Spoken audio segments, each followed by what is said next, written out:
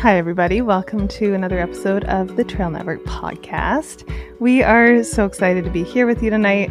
We really just enjoy these catch-up conversations. We've gotten some great feedback from our listeners just saying that some of their favorite episodes are the ones where we just catch up. And so this evening is really just a chance for Leah, Katie, and myself, Hilary, to connect and see what's been going on in each other's lives, a little bit of training updates and life troubleshooting and all the rest of that. And you might notice that we have a new sound to the podcast. We are experimenting a little bit with some new little jingles to bring us in and out of the episodes. So anyways, may or may not stick. Let us know what you think. We love feedback, but I hope you enjoy the episode. Hope you learn a few things.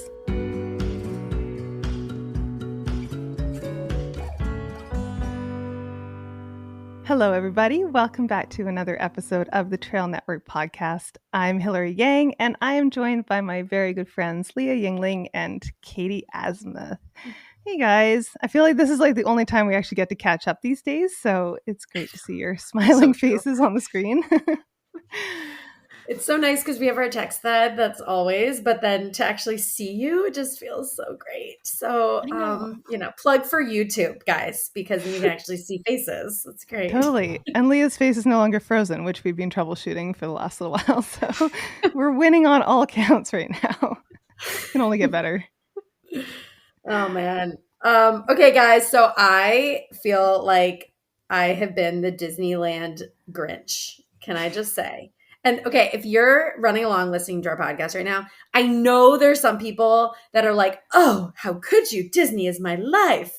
I have never been one of those people. I'm like, like gross, like crowds, just like not into it at all. Just like not a Disney family. Okay, well, when was the last time you were at Disneyland before this? I don't know, like when I was 10, I don't know, okay. Like never, right. Context. I've gone 3 times in my life and I don't know. Anyway, but, I just never caught the magic that everybody is excited about. And I just feel like it's a money grabber, whatever. But I do love the nostalgia, like The Lion King, come on, timeless. Like there's some like really good Disney movies, right? But I just went to Disneyland because my mom bought the kids tickets. The whole family. There were 12 of us. It wasn't the whole family, but close. And there are 12 of us. Like everybody feels the same way. Except my mom's like, you guys, we need to have this memory for the children, blah, blah, blah. And we're like, okay, Mom, we'd rather have tickets to Costa Rica, but like, we're going. Okay, giddy up. You could probably go to Costa Rica for less money. Seriously. So, but it was actually really fun. We rented this big house and we all stayed in there. And like my family, we all love each other. I'm one of 5 kids and it was just really fun. And all the kids, really we all have kids and blah, blah. Anyway, and so we go and we have the freaking time of our life. Like we all decided we're just going to eat the whole time so nobody could be hangry. Nobody was irritable. Everybody was stoked the whole time. We'd get off a ride and like all freak out like, yeah, that was amazing, even if it was not. And we were just like stoked. It was so fun. No, we did not buy Minnie Mouse ears. I'm still very much anti that. I am disappointed that you didn't show up with them, Katie. Wait, hold on. I know we're pushing for our YouTube watchers right now, so I'm going to disappear off screen because I need to show you what I'm staring at across the room right now. Leah, are you a Disney person? Oh my God, I'm dying. I'm dying. Not. Please be a Disney person. I'm not. I swear I'm not. But like Lululemon sent me this Disney furry hat. Bucket hat with ears when they had this like Disney promo this year. Oh my God. And it is ironically like the only thing in the bedroom that I'm recording in right now. So I'm like, you're saying all this, Katie, and now I'm like, please put it on. Please. It makes me feel so comfortable just to be amongst other Disney families. Oh, it's so cute. Here we go. We're celebrating Katie going to Disneyland. I've never seen a fuzzy bucket hat with Minnie Mouse ears or Mickey Mouse ears. So, it's really cute. This exists in the world. I want to see you wear that for your next race commentary, Leah, please. Oh please. Clearly, there was a joy out there that I was missing out on, you guys. And I think I am now Disney's biggest fan. No, I'm not at all. Dude, I would never wear that, Leah. But it was very fun. Anyway. It's a workout, right? Last time I went, I was saying to you before the podcast, like it's a freaking workout. I walked like, I don't know, 15, 16 kilometers with a kid on my shoulders last time I was there. Okay, so it was my rest day. And so, but I'm like, I'm walking. It's fine. And my brother had it on his watch and he said we walked 13 miles. Oh my God. That was including roller coasters. So like, you know, it was probably more like 10. But then I had to wake up at 5:30 in the morning the next morning and do a workout. And I was like, ooh, that was rough. Like, why am I so tired? Why do my feet hurt? Yeah, like my feet. Well, actually, I was wearing some really cush hokas, guys, plug. And lots of people from Disneyland love hokas. And it was very comfortable in that way. But like, yeah, you're just like more tired because you've been on your feet all day. But anyways, it was good times. I will say I never have to go back, but it was really great. It was like check, did it. And it was really fun. That's fun. Yeah, it was really That's a good start to the week. And your kids are off school this week, right? So you're sort of floating around a bit. Yeah. And now we jumped on a ferry this morning to Catalina Island, which is, we love Catalina Island. If you guys live in SoCal, you know Catalina Island well, but it's off the coast of California, SoCal, like off Los Angeles, essentially. And it's beautiful. And everybody rides around in golf carts and it's stunning. And there's a Catalina FKT that I'm eyeing and it's very, very fun. We've been here a ton. Pete proposed to me here. We used to come here all the time and camp and we'd kayak to camp. It's really fun. Oh, anyway, cool. So yeah, we're having a good time. Aww, I love it. Good times. Leah, how's your week been? Oh, not bad. Like you guys probably noticed, Mike and I ended up bailing on our trip to Gran Canaria last week, which was a bummer, but it was a good decision when it was all said and done. Mike has an ankle injury that's turning a corner. He ran trails for the last 2 days and it feels okay. But yeah, it was like that combination of like my mojo being really low, his mental health being really low, and ankle status being really low. And we're like, just not going to enjoy the trip like we would have wanted to. But got to lose so much sleep last weekend following our good friends who are running it, Finn Melanson, Anna Fisher, and Caleb Olson. So it was fun to live vicariously through them as they had mostly I mean, seriously, Caleb, like, oh my God, just crushed that. To take a second. It was so cool. Freaking one. Did he set a course record? Yeah. It's hard to say because the course has changed a little bit over the years, but it is definitely, I don't think anybody has run close to that, which is really a breakthrough race for him. I feel like that's a big deal. Every race, he has a breakthrough race. So like literally every time he toes the line, it's like, wow, that was a breakthrough race. Like, no, he's just amazing. It's just really fast. It's so cool. And just like, I think what was really cool to see was was his first race, like big race after having a coach and like really structured training for the first time. And that was incredible to see, like, oh, Caleb was already good, but then to like pair that with really structured, focused training and like Caleb training like a true professional athlete. And yeah, the outcome was absolutely mind blowing. Who's his coach? Jack Kunzel. Nice. Oh, that's interesting. Yeah, I don't know who that is. Wait, the FKTer? Yeah. Really interesting. Yeah. Okay. Yeah, he has took the FKT from Killian on the Bob Graham round. That was casual, just you know. Yeah, I didn't know he coached, but that just feels, I don't know, it's an interesting match. That's interesting. Yeah. Cool. Very cool. I like it. I like the unexpected coaching choice. I feel like bringing in people from different sports or different kind of like expertise is always really cool to see. Like even different approaches to nutrition, you know? Yeah. And I do think like, I mean, in this day and age in ultra running, you kind of hear of people being coached by like 3 people or 2 people or like just not a ton of people that span across the sport, but there are a lot of really great coaches out there. And I think it's nice when you start hearing the diversity of like people with different experiences or start to see like a little cohort of people who are performing at like the elite level who are all coached under like one umbrella. It's cool to see them branching out. Yeah, totally. Dude, the Americans crushed too with Jen Lichter. Holy moly. That was killer too. Anyways, yeah, that was a really fun race to watch. Big shout out. I'm sorry you weren't there. Leah, can you talk about, you said your mojo's low. What's going on with your mojo? How do we get that higher? What's going on? I don't know.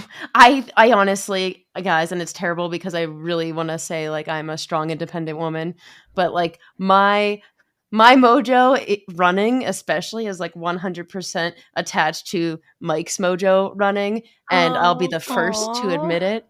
like we were running with a friend the other day. We were running with Aubrey Meiser, and we were talking about like just motivation and everything, and about like if we ever would go like truly like all in on training. And like I think I made the comment, and I was like, I think I could see Mike doing that. I was like, and Aubrey's like, why Mike and not you? I was like, Mike just loves running so much more than me. And Aubrey's like, no way. And I was like, yes, it's true. It's very true. Like he does love the sport, like really loves so it much. And like I like running, but I also like am not jazzed 100% of the time when it comes to running. And I think that's been how I've been experiencing lately. It's like I was on like this nice trajectory for a while because like Mike was ramping up and training for we were training for Trans-Gran Canaria together, and then once he had his injury I was like, well, I'd rather just be home like spending time with him or like going to the gym with him rather than like going out and doing my own run. So I've been opting Did you go to to do that. Jackpot? Oh yes.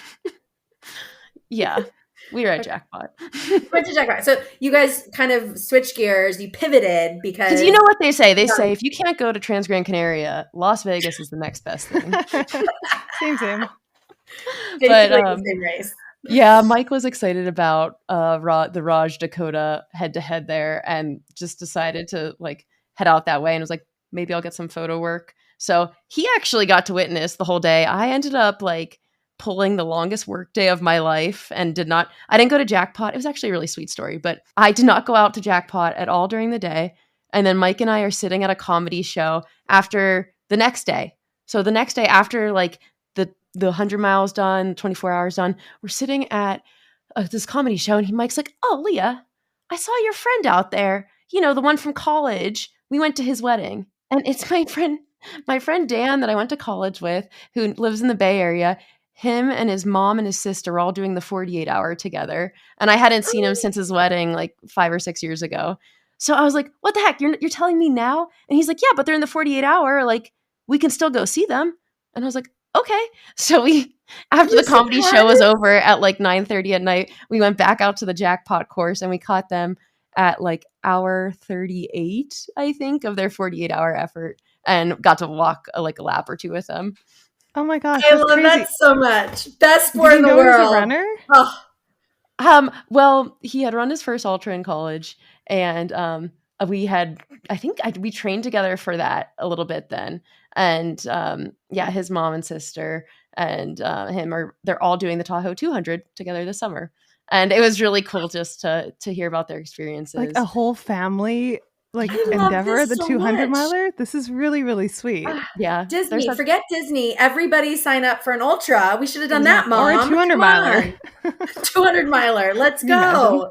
Oh, that's so this is like the ultimate family experience. It was so fun. And Mike was like, after we left that night, he's like, leave it to us to do like the least Las Vegas thing. Here we are. It's like 11 p.m. at night on a Saturday, and we are on the strip, and we choose to leave the strip to go walk laps at whatever the Henderson Park area was. So what happened when he saw you? Did he kind of like freak out? I mean, well, I had texted him and I said, what the heck? Mike said that you were at this race. And he's like, oh yeah. And I didn't tell him that I was going to come out, but then he saw us, but they were in like their delirium, but it was really, really nice to get to spend some time with them. I think I told him when we left, though, I was like, we should always catch up this way. Like hour 38 of a 48 hour, just catch up on life. Very unfiltered, very honest. Really like bonding time. It was so cool. But yeah, they ended up doing 100 miles in the 48 hours. And I just thought it was so cool. All the different approaches out there that people had for like conquering the distances. Like there was people going after records like Dakota and Raj. Then there were people like just chugging along for 2 days straight, trying to set like distance PRs. And after further, I was like, I don't think I could ever do like a looped course like that. But honestly, being out there, I was like, this looks kind of fun. Like you get to see people. It's like populated enough. And I think there's enough energy coming in and out of the race at times that kind of keeps you going. Oh man, I don't know. The mental side of that. I just like remember Leah when we were out at Further. And it's also crazy like how quickly time flies. Like it was like a year ago. Almost, right? It feels like forever ago. Yes. In like a week and a half, a week or two, it'll be one whole year, which is wild. Dude, but just like the mental strength to just kind of reset and then like make it different in your brain, whether it's like further or like a Big's backyard or whatever, just like all of those things are a different level of like pain and then mental suffering. I'm so excited for my Strava profile to go back to normal because there's just like this extreme peak of like my biggest mileage week ever. And it's just been like completely skewing my data for the last year. Everything looks so low. That's so funny. Yeah. I think that too, but that's just like, I don't know, like a small week in comparison. Let alone like, what did you run? Like, did it all show up in 1 week? Or it was over like a weekend, right? Most of it. It was like, I want to say at least 5 of the days were in 1 week because it started on a Tuesday. And then it's very satisfying. One day like trickled over. Yeah, it was nice. Oh man, that's crazy. And you know, it's kind of crazy like thinking about further too, and just like these, whether it's a race or whether it's like a, you know, like just event, I guess that's what it was, right? More than anything. But like, have you guys talked about like a further 2.0? Like, is that on the radar? Where's Lulu at with like trail running and just like, do they think it's a good idea after going through all that? Yeah. I don't think there's going to be a further 2.0, but I do think there will be like some kind of big event, like not on the same level as further. Tell us more. We want. I know nothing, but I do think there will be like other running associated events in the future. But yeah, I don't think there's ever going to be another further because that was just like such a huge activation and just it was awesome. But I don't know if they would duplicate that again in any capacity. There's just so many people to be out there for like that long a time too. Yeah, right? Like, from like their employees to like all of the external parties that were involved in it. But it has been really cool to see just like how they've pivoted from that last year and like just a lot of just contributing to different community initiatives. So I think that's somewhere that they're largely investing this year is kind of tapping into things that we are all individually passionate about and really giving in that way and supporting us in that way, which has been really fun to see. So I've got a couple projects in mind that I'm working locally in our community and with some other like female filmmakers here. So it'll be fun just to like kind of contribute in new ways and like have their support in doing so as well.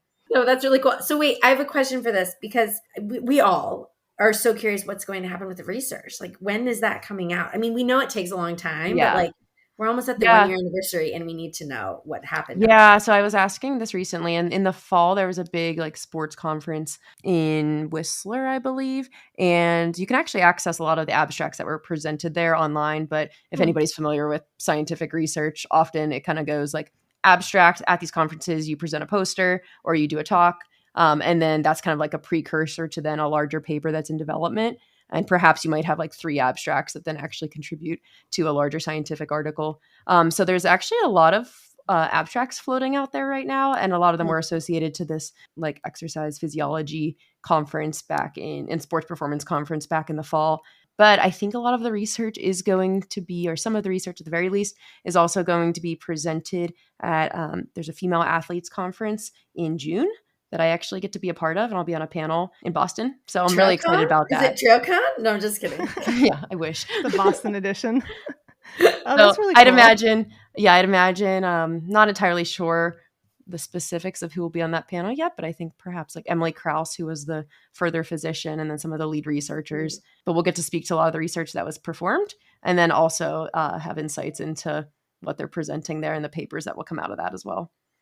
All right, Hill. So we're going to fly out and then we're going to record it and then post it on as a part of a podcast. Because there is legitimately no research done on women in sports still. And so this is like, I think the thing I was most excited about being out there and seeing like the tent set up like halfway around the loop and just like the data from every single loop and just like all of that feedback. I think that was like the coolest thing, just that it was like purely based on women, you know? Oh, totally. When did we get that? Never. Even before Western States this year, I reached out to their the one portion of the research team that was doing the core temperature monitoring and asked like, hey, can you look at my data from further to let me know if you learned anything specific that I can then implement for Western States? Totally. And they pretty much told me, you did a really good job keeping yourself cool during the day, so your core temperature never really fluctuated. Oh, nice. Like, that's cool. Interesting to know. Yeah. Like, keep doing the same thing. Exactly. So that's really cool to see. And then I do think there will likely be a paper on like all 10 of our different core temperatures, but it's probably pretty tough to control for because we all had such vastly different like resting periods during the event. So obviously your core temperature is going to decrease a bit during those times, but yeah. I mean, you're going to have to extrapolate to make it into a real world, something we can use, but it's all going to be fascinating. I'm so excited for it all. That's so really cool. Exciting. I love that you're going out to help with it too.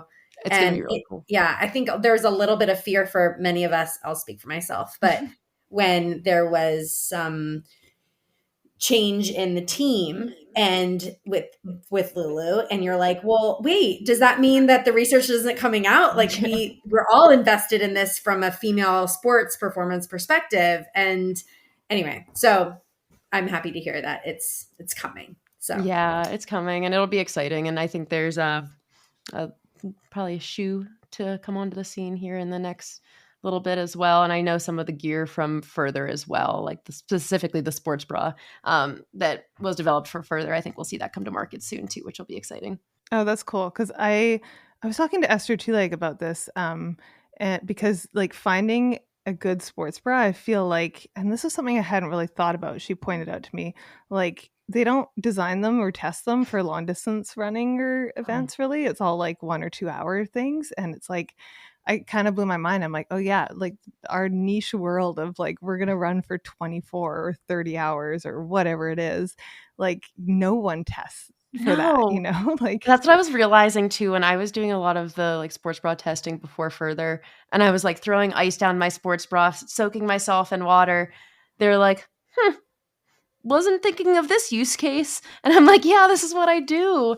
And it's just like, yeah, putting it through the ringer for like the true existence of an ultra marathon, like whatever that looks like, whether you're drenched in sweat, drenched in water, drenched in ice cubes, like it's going to be different. And yeah, like I think you only get that through like real world simulation.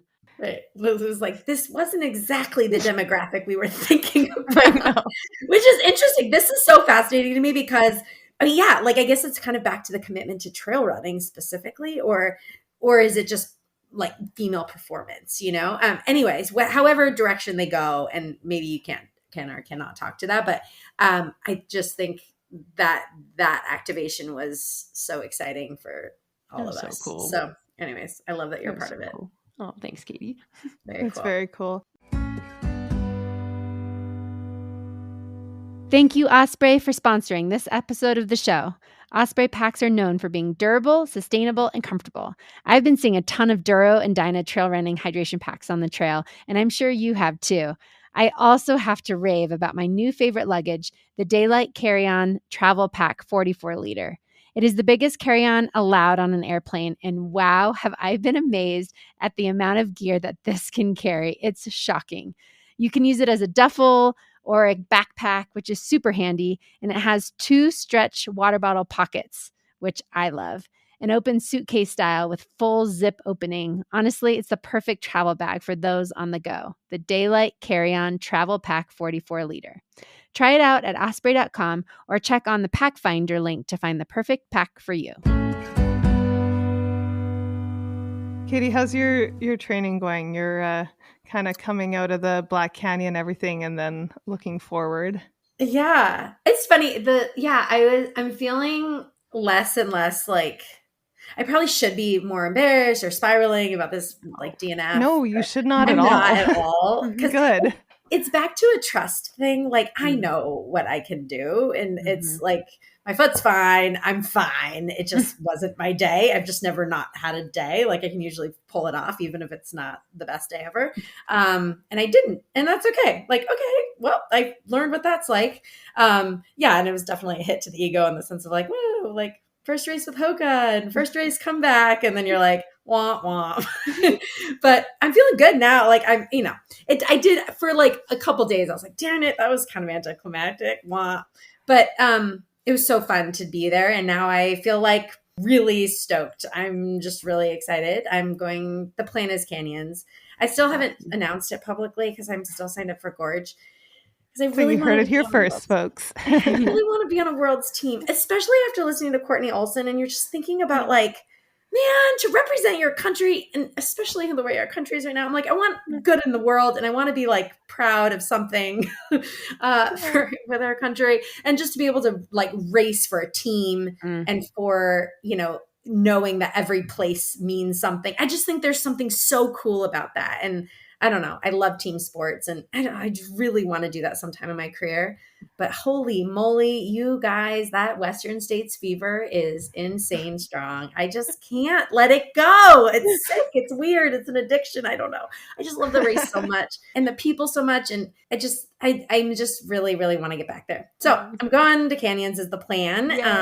And see what happens out there. And if whatever happens will happen. And then, but I'm feeling really good. I'm doing way more speed than I've ever done, which was really me telling David Roach, like, can we please do more speed? I was going to ask you, how does that work after a race for you? Like, did you kind of like recognize what you felt was like something that you wanted to work on? What was a strength? What was a weakness? And then go back to David and say like, hey, can we like work on this together?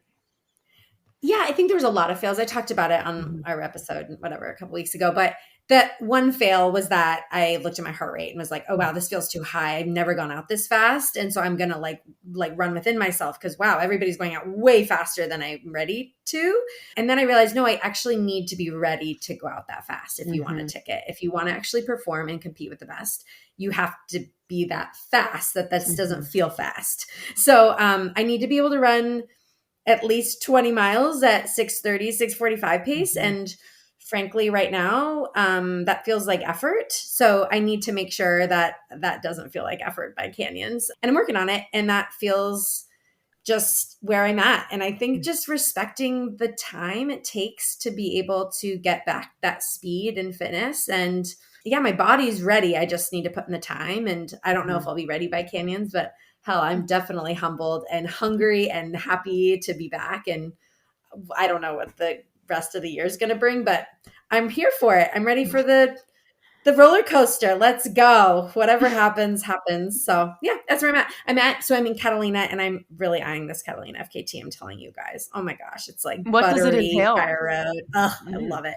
Okay, so you start in Avalon, the city, the little town. It's not a city. It's like a tiny, tiny little town. And then you run to the other side of the island, and you do this like little loop around the other side of the island. That side of the island is where Pete proposed to me. So I'm like, meh. It's like sentimental too, and it's just stunning, and it's hot, and it's fire road, and I'm like, it's all runnable, and I love it. So yeah, I'm definitely. How long is it? Anyways, I had a great run today. It's 38 miles, and I'm not going to do it this trip, but I've done on like most of the portions already, but they have a race out here also, which would be fun. Like they have a 50 miler and a 50K. Anyways, Catalina Island's very cool. But I will say, I was on a run today, you guys, and my shorts. Okay, so I was wearing a waist belt and I was wearing my shorts. It was very hot and it was beautiful. And I'm running along, and you guys, I look down to like adjust because I'm like, oh, it feels a little airy. Literally, my butt is literally hanging out. Like nobody's on the trail, so it doesn't matter. And I don't really care. But I was oh my God, good to know that I can't wear these shorts with the waist belt. That does not. They're just like being eaten by the waist belt, or what was happening?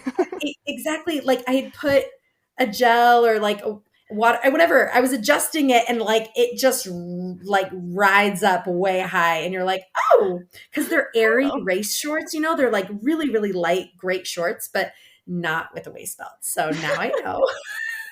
But it was funny. I was like, okay. I mean, I find waist belts challenging in general just because like they always press on my bladder, and then I feel like I have to pee way more. I don't know about you guys, but I hate them, I'm a big pack girly. I love packs, and I just can't get on board with belts. I try so hard, but sometimes you need more, guys. Don't you need more than belts? Or you want to be free, free the back. I needed 3 bottles on this run. Yeah, that's tough. What do you do? I just stick one in the back of the pack, then 2 up front, and I'm like, yeah. Pack's still here. Man, yeah, I definitely I alternate. I do find though, like I've become a big convert to like bike shorts. I never used to like them. And then I started wearing them a couple years ago when I was training. Well, and last year, especially training for like Bigfoot 200. And it's really nice. And I feel like that's sort of become like, I don't know, maybe I'm just getting older, but I feel like I have more chafage issues with the like flowy shorts and liners than I do with like the bike shorts, you know? And like, yeah, actually speaking of chafage, I had like terrible chafage on my long run last weekend, which reminded me that like all these things are things I'm happy are happening now, you know, like not later. But, you know, just a little plug for our John G pick of the week. Speaking of our bike shorts, the 5-inch women's pace short, I actually just ordered it this week off johng.com because they have all their new spring colors in. It's sort of like really pretty, like vibrant blue color.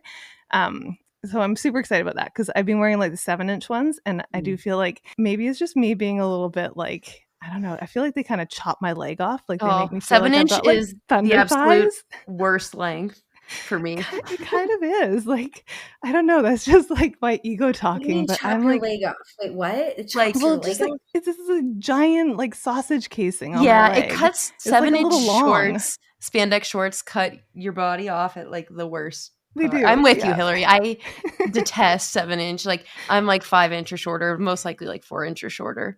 But you can pull that off. I think the 4-inch on me would be like up my butt. But the John G Welcome ones, to the club. I know. The John G ones I am excited about because they do have like the little silicone grippies on the inside of the short legs, which keep them down. So nice. I will report back because I am going to test them vigorously to see if the 5-inch ones will stay down. And I will be so happy. Okay, Hilary, I'm very excited to hear about if you can sweat in this blue short because I always go black shorts because I'm like, I just don't like butt sweat. That's gross. Nobody wants to see that. Ooh, so and I have a question for you guys. Do you wear underwear under your bike shorts? Like your Oh no. Like those ones are not. No, never? No. I do, and I feel like I shouldn't. I know. No, stop now. I know, but this is like, these are serious questions I have. I haven't run. Well, it's been a couple years now since I've done a 100-miler because Bigfoot didn't really happen last year, and I feel like I'm like rethinking everything I know about like all my gear right now. It is tough. Like that's a good question though. Like I feel like some people do, but some people don't. I never have. I don't think. I'm gonna try without. It's gonna feel weird, but I'm gonna try.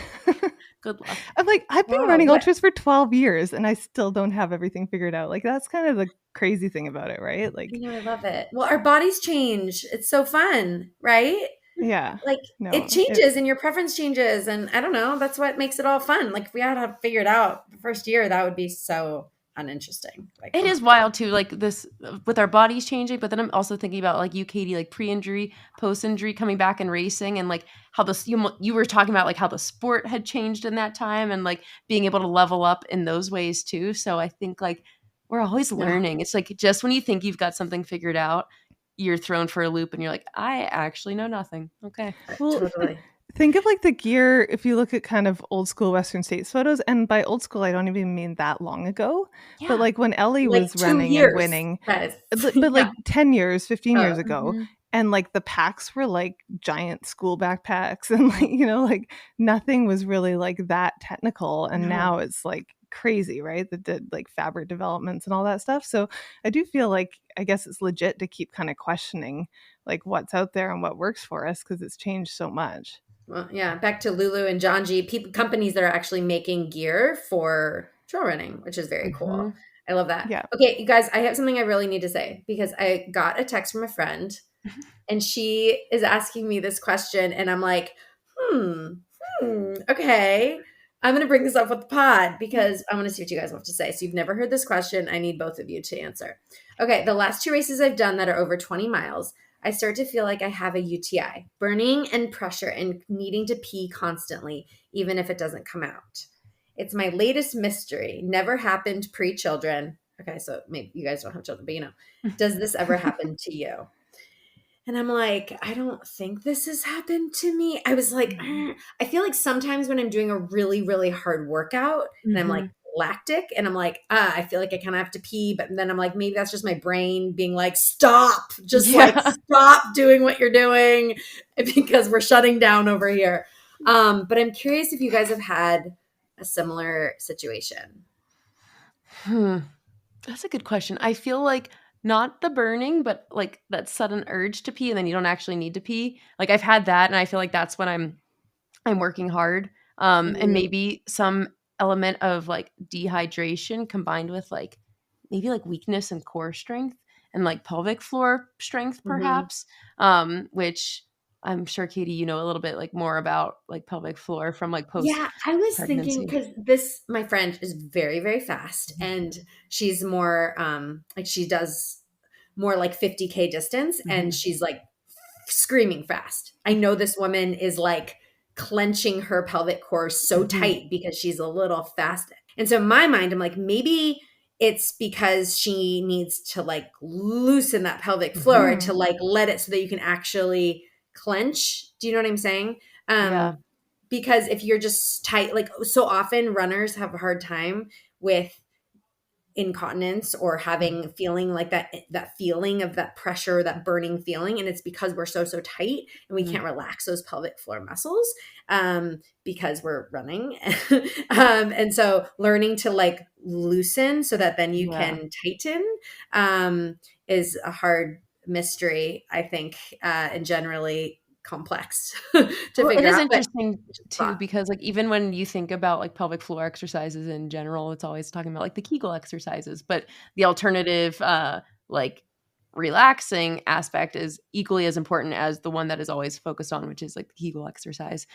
So yeah, I feel like that gets exactly to your point too of like needing to also practice the relaxation, especially for athletes who are inherently just tighter. Because if you're already tight, you can't do another Kegel. Yeah, you have to be able you're to there. relax to be a Kegel. You're there. You're You're one giant Kegel. The name of the episode: Runners Live in Kegels. It is interesting, though. Has this happened to you, Hilary? I mean, I don't know. I feel like sometimes I'll have a run and for whatever reason, I just feel like I'm peeing like excessively, like the entire run. And it's like, yeah, like maybe I'm not peeing a lot, but I have that feeling of like needing to pee a lot. But I don't know if it's like how hard I'm working. It might be like how much coffee I'm drinking. Yeah, I think that's or like how much I want to break in that moment. I'm like, yeah, I need a minute. Like Charlie, our dog, does that. Like he totally does the fake out pee when he's just like tired of running and he's just like wants a break and he'll like screech to a halt and I'm like running with him and then I'm like screeching to a halt, lift his leg and nothing comes out and he's just staring at me like sort of, you know, eventually something. And it's maybe like he's totally in just Kegels. faking us out. Maybe he's clenching too tight. I think he's just like, I'm done with this. You guys have been running on this Forest Service road for forever. Like, there's no squirrels, there's no sticks. So I don't know. Yeah, maybe Leah, it's just like, yeah, I think it's interesting. Like, there are just some days when everything clicks, and other days where it doesn't. And I was thinking about that, Katie, when we were doing our Black Canyon talk a couple weeks ago, because it's like we want everything to line up on race day, right? Like we put all these things in place to make everything line up on race day. And then sometimes you just have the zhuzh and some days you don't. And it's really hard in this environment of like high pressure where you're chasing results and you're not just trying to finish, you're trying to like do really well. And so some people have the zhuzh all the time. Like it's crazy that you can. That's what I think is the magic, is when you can figure out how to have the zhuzh when you are having a hard day, when you're not in it. You figure it out.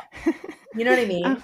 Like you got to be fit enough to be able to still make it into a performance and to be able to like problem solve on the go and be able to deal with the logistics and deal with the weather and deal with all the other things that come your way, because you have to be so fit that you can be able to get through it all and have the wherewithal, like the experience and kind of demeanor to be able to stay calm and just problem solve your way through it. I feel like there's this magic combination that it's just hard to get, you know? But okay, like hot take on that though, because I think people that have that all the time, it's sort of like if you're always the kid that's winning in school and you never fail, and then you get out in the real world and you fail and you don't know what to do with it. Like I do think if you can, you know, like if you can just like trust yourself, like you're doing, Katie, with your training, like trust everything you're doing and believe in yourself. And then even if you don't feel that right from the start, you have all these like tools to troubleshoot, you know, and like you're sort of, you can work your way into it. But like, I don't know. I think sometimes when we go out expecting that feeling of like everything lining up together and then it doesn't, it can be like so easy to spin, you know? That's true. I do feel like those like extremely tough days are they suck in the moment, but I feel like you learn so much in them. Like, I bet you, Katie, you had so many like small takeaways from your tough day more than you had from like your great Western States. Best training day ever, for sure. Like, hands down. I mean, Western States, I always learn so much because it's a 100-miler. Like, you can't ever not learn in a 100-miler, even if it's a perfect day. Like, it's never a perfect day, I should say. You know what I mean? Yep. Because it's just like a whole life in a day. But 100K is also long. But yeah, I listened to MK's take on the Sub-Hub, which was really good. You guys should listen to it. And one thing, she's like, yeah, I missed one bottle. But basically, besides that one bottle, it was pretty flawless. Like, she kind of nailed it, you know? And it's one of those things where you're like, I don't know. I learned way more than missing one bottle, guys. So I didn't get the ticket, but like learned a lot. So there you go. Anyway. Silver linings. Yeah, silver linings. I really wanted the golden lining, but we went silver. Okay, well, we were talking about coaches and training, and do you guys want to hear about my very sophisticated training for Hard Rock and how it's going? Yes. Okay, I pulled up my spreadsheet right now. So Billy and I, and speaking, Leah, of just like partner mojo, it really does make a difference. I feel like bless Billy's heart, he's sort of committed to like training for Hard Rock with me, and like sorry, but Billy. like it's really cute. He doesn't even have a race on the calendar for this year. He's just like so stoked for me, and like he's gonna pace me, and we're making a film about the race, and he just like he's leading a couple trips around the TMB later in the summer, so he's just like being fit for life. But I feel like it's so much easier when the two of us are sort of committing to it. So he actually made us a training plan in ChatGPT, which I love it. Is this the free version or did you pay for it? I need to know. No, it's a free version. Yeah, it's definitely like the basic B version. I want to know all the prompts that Billy gave it. I want you to act like and deliver constructive feedback. Oh my God, I know. You know, and it's funny because like he only programmed it up until like the end of April. And we're going away for 2 weeks in April. We're going to Korea with Billy's whole family and his mom, which is really, really fun. So but like ChatGPT like kind of gave us a great little like kind of cross training block in the middle, and like it's amazing. Built the training plan around it, and it's just been fun, and it's like very like there's not a whole lot going on to it. It's like you got your cross training day, you got your like easy run, we've got like a hills workout, and then like a recovery day, and then like a moderate day, and then a couple long runs on the weekend. So it's not like anything crazy, but it's like great structure, and I just love that. You know, like I've had coaches, right? Like I've worked with David Roach, I've worked with Gary Robbins. I've like loved that experience, but I'm kind of enjoying this stage where I'm just like, I know where I want to be with the mileage. I feel like I've learned so much over like the last decade of running, and then I'm going to see if I can like hold myself accountable and like pull it together. I don't know. There's something to be said for that, right? Like, yeah, great having a coach, but like sometimes you know, sometimes you can just like go for it. And it gives you just like that added flexibility too if you need it. Not that a coach doesn't. Like I think if you have a good coach, they work with you and adapt with you and are flexible with you. But it is like a little bit of pressure off of you in some ways of like you're not paying somebody for this. Like you are forcing yourself to be accountable to this training program. And Billy to be accountable for. Okay, wait. I want to know. I have so many questions. I'm like overflowing with questions. Okay, first question is I do want to hear the prompts. Also, are you going to say, I do say things like, okay, so Hard Rock is this amount of vert, get me here. Are you talking about altitude? Are you talking about nutrition in altitude? Are you talking about like, I missed this workout. Can you put it somewhere else in the training block or put it for this day instead? Like how interactive are you with this ChatGPT? Not super. Like we used it to make like basically a kind of a month at a time, like in a spreadsheet. But then we go in there and we sort of have like our goal, like mileage for the week, and then our goal, like elevation gain for the week. And I feel like right now, like, you know, Hard Rock is mid-July, and I'm coming back from just like a few months of really not running consistently and like had some health stuff. I'm building back and then trying to like obviously ramp up the vert, but I feel like first I should just become a good runner again. And so the next like 6 weeks I'm really like focusing on just like being a solid runner and being able to handle the mileage and like not be injured from that. And then like I think the long runs I've been looking for a bit more vert, but like in general more runnable, you know. Mhm. And California trails are hard. Like I come from Vancouver where everything is like if you're going uphill you're hiking because it's steep AF and there's no switchbacks and it's all rocky and rooty. And then in California it's like here's this buffed out climbing trail for bikers that goes on and on and on for like 8 miles of uphill, and my brain is like drooling face. Like where's the drooling emoji? Like I am like, when do I I hike? Like what part of this can I hike? So that's my mental training, is just like trying to get used to that. But I also feel like I don't know, like we'll see how it all pans out for Hard Rock, but it's been really cool because obviously like LA fires, we've had a few things going on in LA in the last few months, but I feel like it's forcing us to find all these new areas, which has been really cool. And we've been like going out on the weekends with my friend Sana and her partner Eamon, and they were one of the people they lost their home and stuff, and I feel like it's been kind of therapeutic to like find new trails with them and just like remind ourselves of the good things, you know, in LA. And that's been really cool. Like we found this area in the Verdugos, and it's like beautiful and untouched. There's actually like an FKT route there, Katie. It's like a 19-mile route, and I'm like eyeing it up, and like it's fun That's to be very excited runnable. about things. I know those like Verdugos. Yeah. Oh my God. And I They're found so there was a trail that I was like really devastated that it burned because I was like going to do all my hard rock training on it. And like I know other SoCal runners that used it for their hard rock training or Barkley, and it was called Steep and Cheap, and it burnt in the fires. But we found this other one that's like just as steep, and it's this like ridge line that just goes straight up for like 1.4 miles. awesome. And so we named it Huff and Puff, and I'm going to do repeats on Huff and Puff.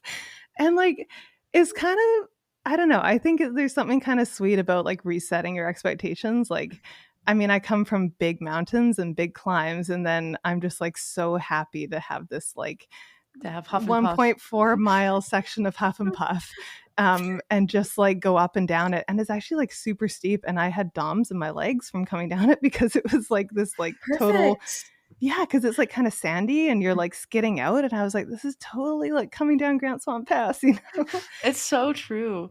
How long did your DOMs last for, Hilary? Because I argue that there is nobody in the ultra running world that has DOMs as long as I do. And Really? I don't know why they last so long. Like I will go on a Saturday long run and have DOMs till like Thursday. And I don't know what I do in my training or in my hydration. Wow. And like, I've got strong quads, but like, why am I getting DOMs every single weekend? I have no idea. Annoying. Every weekend? Wow. I mean, you're doing steep stuff. I don't know. It's like steep, yes, but then like I'll do a grandeur out of nowhere, and then like I'll be sore from grandeur, which I do like every single week, and I'll have DOMs for like days. So if anybody's listening out there, please tell me what's physiologically incorrect. It's tough. I mean, Billy and I are both laughing because like Monday we're like sitting on the couch watching TV, and I go to like touch his quad, and he jumps like 3 feet in the air. It's like, well, that's still there. I know. Whoops. I don't know, man. Like my plan is to just like do Huff and Puff until I no longer get DOMs coming down it. But it could be that I just have DOMs for the next like 3.5 months. So. I feel like after you do it once really, really hard and you get like, I was sore. I did a big one maybe 6 weeks before Black Canyon, where I like destroyed. The whole point was just destroy your quads. So I went up 3 miles and then just went as fast as I could downhill, and I did it 3 times. And it was like, oh my God, I was so sore. And it took like 4 or 5 days. I swear to God, I was like, oh my God, I'm so sore. And then I did the same workout the following week, and I was fine by 2 days. And then I did the same week the next week, and I was totally fine the next day. And I was like, wow, that's so cool. I'm so ready. I'm going to win Black Canyon. You know, but it's wild. I think like that your body gets used to it. You're like, oh, okay, you know, but I guess it doesn't happen. I mean, I was down in protein. I do vert all the time. I just don't get it. But I want to become that way, Katie. Like, I don't know what it is. Maybe I just need to run downhill like extremely hard in training, like harder than like my normal average, like moderate downhill. It is a good workout. Like I remember when I worked with Gary Robbins, he would like swear by it like 3 weeks out from a big race. And it was just like, going uphill and then just like hurtling downhill. And I think it's just like you train all these muscles and you kind of get slower and slower as your like volume picks up. And then doing a workout like that just like activates all these like faster twitch muscles. It's a painful workout. I'm excited. I feel like I'm excited to be sore. It's been a while since I felt sore. Like I can't remember the last time I had DOMS. I was actually like super stoked on it. Felt really good. That. Hilary, have you nailed down any other races in your build-up for Hard Rock? I have not. I thought about it. I think I'm going to do, I'm doing Cactus to Clouds, which is like San Jacinto in SoCal with some friends in April. I might do like the Verdugo, like FKT. Nice. I'm just going to like kind of do things that excite me right now. That's good. I thought about jumping into like, I don't know, 100K or something. I might still. Yeah. Still kind of thinking about it. There's actually a few of the SoCal races that like surprisingly are still going to happen didn't burn. So that's exciting. And then, I don't know. There's like a couple races in New Mexico. Maybe I'll travel for that. But to be honest, like the hard part of racing for me has just been like fitting it in with like all the travel we do. And I feel like I can justify like a big day on the trails here when I'm not like traveling somewhere and picking up a race bib and then like running and then traveling back. It's just like 3 or 4 days. So it's going to be hard to do it all. But I'm excited for just like, I don't know, the shift in like looking for more vert as I go. I guess right now it's sort of like just it's easier because I can kind of go to whatever trails near me, but I'm definitely going to have to like work harder for it. But I'm finding like these beautiful routes. Like we did one last Saturday and we saw like 3 people on the whole thing and it was so single nice. track the entire way. And it was like just gorgeous. And so I don't know. I'm just like really appreciating that right now. Like that's so special. Yeah. Feels like a little gift. Are you gonna come live with me? What are you gonna do for altitude, guys? No, I know. I honestly, Katie, I will. And yes, I definitely like. Perfect. Oh wait, I can't remember. Brinkman's coming. Ninke. She's coming to live with me. It's okay. You can live with me too. We're gonna all live together. I'll go live with Tim and Lindsay. That's fine. Yeah, but she can't take up that much space. She's small. It's fine. I'll just be on the floor. I want to do like Mount Langley. I've never done Mount Langley in the Eastern Sierra. Did Mount Whitney last fall, and that was amazing. So yeah, definitely. I don't know. It's good. That part will be interesting, getting into more of the altitude. But it's fun to feel fit again. Fit-ish. I kind of want to, before we go, I do want to get one little, like, I just need to know what's going on with this Women's Trail Running Fund. I need to know what's happening with these films. We need to do a little plug because I really want to bring some of these content creators onto the pod and learn about their projects. And so fun. Yeah. We've kind of teased this several times now, I think, on the pod, but it's coming because we care and we're going to promote this like hard because it's going to be awesome.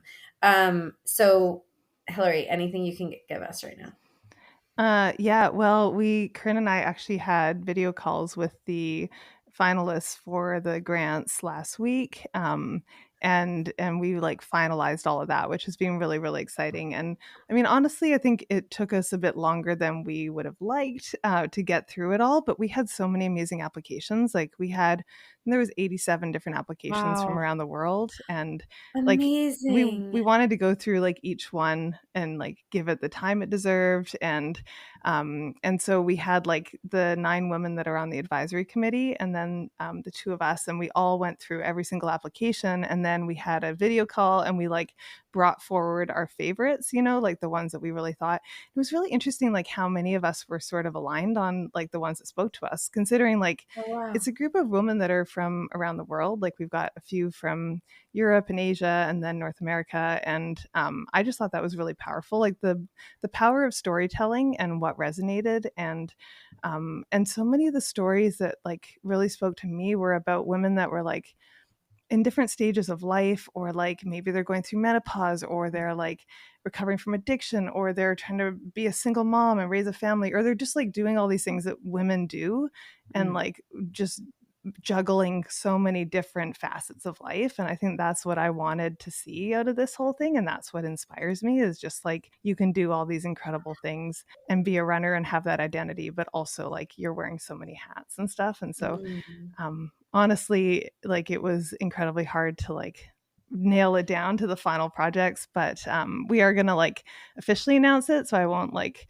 totally, okay, not drop I won't totally announce it all here, but I will say we gave out one like big project grant, and it's to a project where I'm super excited because I feel like they didn't have a lot of access to other like brand funding. It's like a smaller, like more remote kind of community story, and just like a really powerful story. And so that feels really good to me to help bring that to life. And I don't know that it's the sort of thing that would have gotten told otherwise. And then a couple of other like really cool projects, and it just, yeah, like, I don't know, it's been really, really fun. And like, honestly, just getting to connect with the women on the video calls, there was like tears shed. It was very just like, powerful, because this was all 100% money raised from t-shirt sales, like t-shirt sales and sweatshirts now, and hats.